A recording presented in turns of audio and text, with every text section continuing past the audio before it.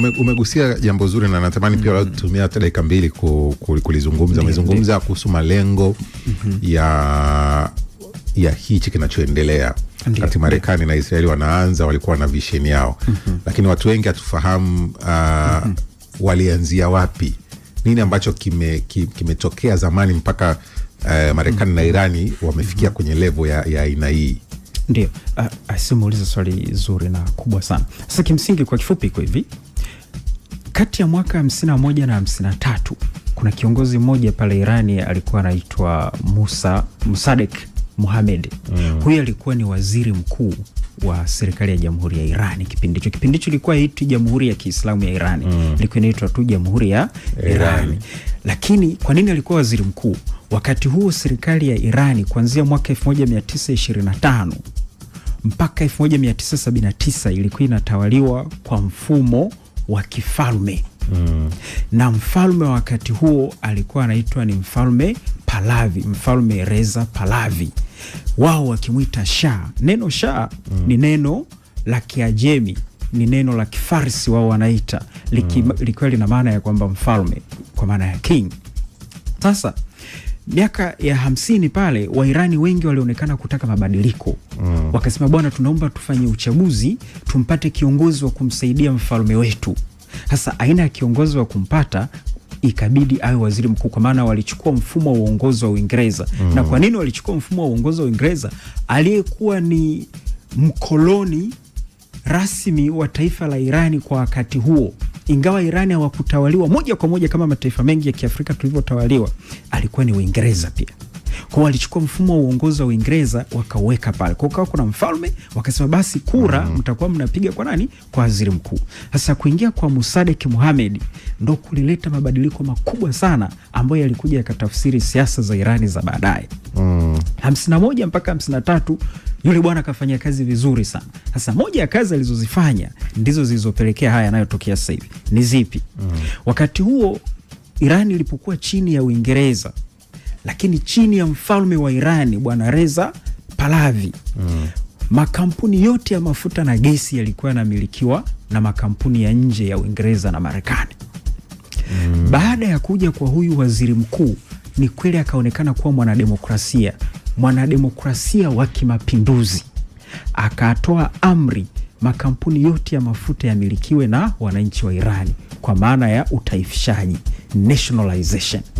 Ile sera ya kutaifisha makampuni ya mafuta ya Irani na gesi yamilikiwe na Wairani ndicho kilichopelekea mataifa hayo ya Marekani na Uingereza kuanza kujenga chuki dhidi ya taifa la Irani. Kumbuka wakati huo mfalme wao bado ni rafiki wa Uingereza, na nchi kwa ujumla iko chini ya anayetazama ni nani? Ni Uingereza. Lakini huyu waziri mkuu aliyewekwa anaanza kufanya mambo ambayo ni kinyume na matakwa ya nani? Ya Uingereza. Sasa kilichotokea ni nini? 53 MI6 ni shirika la upelelezi la Uingereza pamoja na CIA wakasapoti mapinduzi ya kumuondoa waziri mkuu madarakani. Manake ni nini? Wanataka utawala ubaki chini ya ufalme tu, kusiwe tena kuna kitu kinachoitwa waziri mkuu. Kwa hiyo waziri mkuu alikuwa amechaguliwa na wananchi kwa kupigiwa kura, akang'olewa madarakani. Akarudi mfalme akiwa na nguvu zote za waziri mkuu na ufalme wenyewe. Baada ya kufanya vile, makampuni yale ambayo yalikuwa yameshataifishwa yakarudi tena kwenye mikono ya Waingereza na Wamarekani. Tunaipata picha? Hiyo ni scenario ya kwanza. Jambo la pili lililotokea, kwa sababu wananchi walikuwa wameshaonja raha ya mafuta na gesi kumilikiwa na wananchi wenyewe wa Irani, sasa wanaona hayo mambo tena yamesharudi kwenye mikono ya mfalme, ambaye sasa baada ya kupewa hayo mamlaka akawa anashutumiwa kwamba pia anafunga wapinzani wake ovyo, kwa sababu alikuwa ameshaonja demokrasia kidogo kwa waziri mkuu. Sasa kwamba sasa huyu mtu ameanza kufunga wapinzani ovyo. Ukiacha kufunga wapinzani, lakini wapo watu wanapotea kwa maana ya kuuawa bila taarifa za msingi, utawala wa kisheria ukawa haupo. Basi kuna bwana mmoja akazaliwa, alikuwa mhubiri huyu, anaitwa Imamu Khomeini. Huyu Khomeini akawa anahubiri kwenye misikiti na majukwaa mbalimbali kwamba utawala uliopo ni mbaya. Ni mbaya. Wananchi wakaonekana kumuelewa.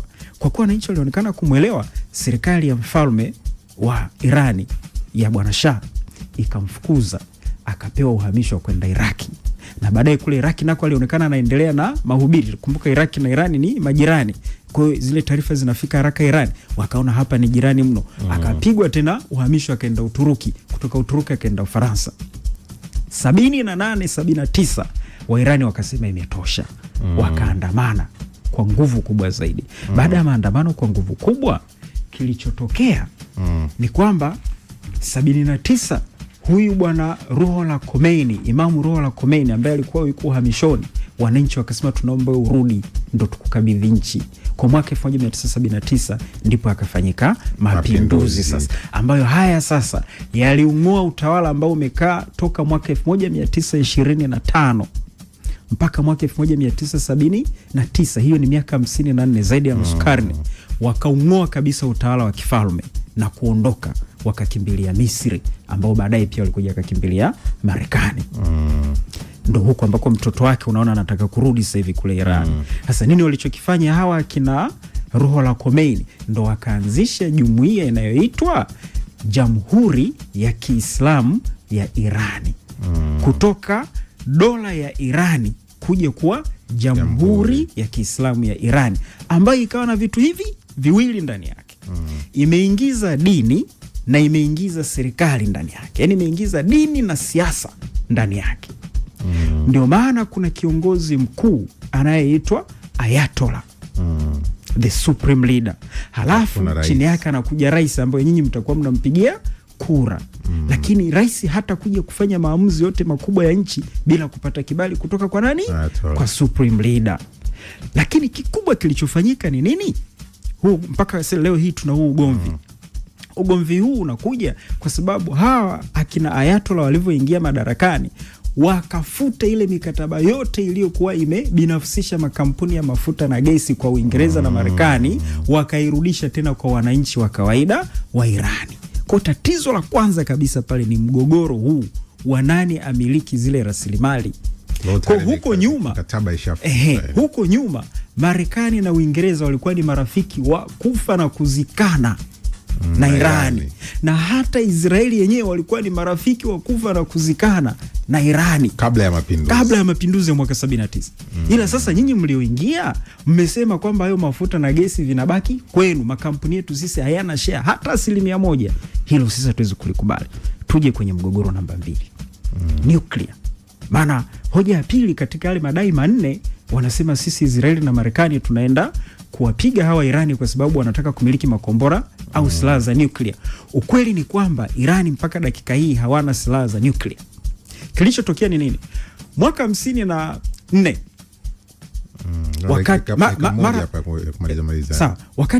wakati yule waziri mkuu ameshapinduliwa, bwana Msaadek ameshapinduliwa, mwaka 54 amerudi mfalme.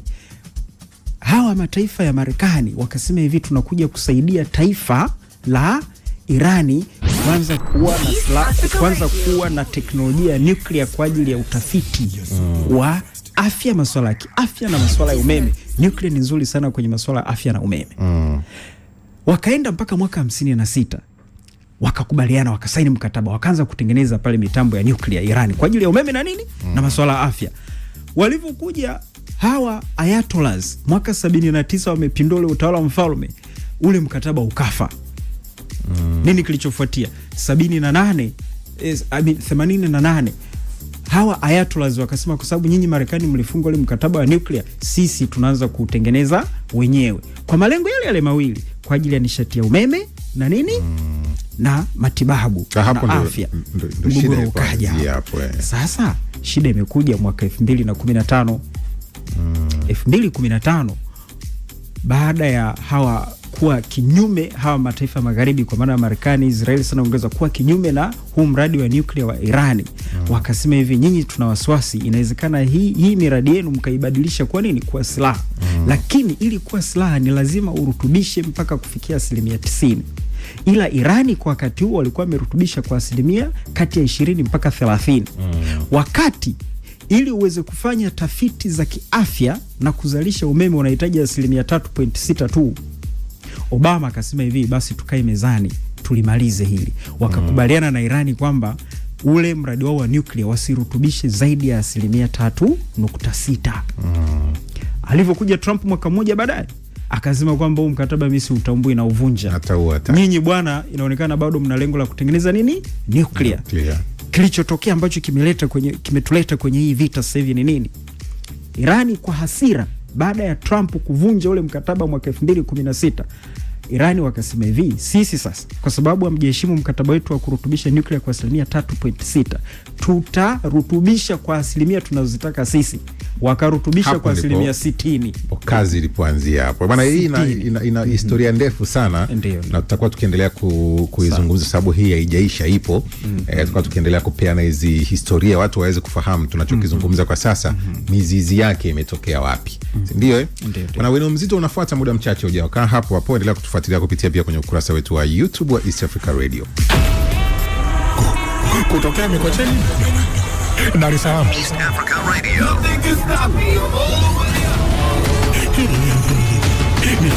Ni East Africa Radio. Ni East Africa Radio.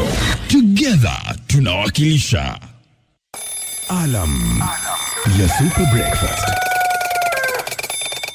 Hii ni East Africa Radio. Usitoke.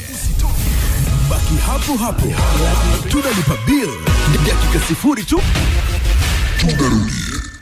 Wewe bado haujui, michongo ya leo inaletwa na dalali wa michongo. Bei halali, bidhaa safi kabisa. Michongo inasikika hapa kwanza. Dalali wa michongo anakuletea dili moto, kuanzia dili za bei che hadi bei za kimataifa. Usijifanye hujui. Mshike dalali wa michongo, uuze na ununue ndani ya Twenzetu Sokoni.